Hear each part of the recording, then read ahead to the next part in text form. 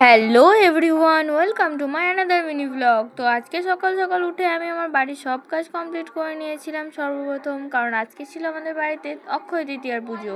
তার সাথেই ছিল আমার সারাদিন অনেক কাজ। তো চলো সেগুলোই আজকে তোমার সাথে শেয়ার করি। তো সবার প্রথম আমি আমার রুমটাও ক্লিন করে নিয়েছিলাম।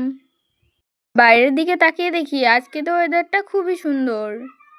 তারপর সব কিছু করার পর আমি স্নানও করে নিয়েছিলাম। আর এদিকে তো পুজো কমপ্লিট হয়ে গেছে। তোমরা কম বেশি সবাই জানো যে আমাকে কিছুদিন আগে কুকুরে কামড়েছিল। তো আজকে আজকে ছিল আমার ইঞ্জেকশনের লাস্ট ডোজ। তো সেটা নেওয়ার জন্য আমি সকাল সকাল চলে গেছিলাম হসপিটালে।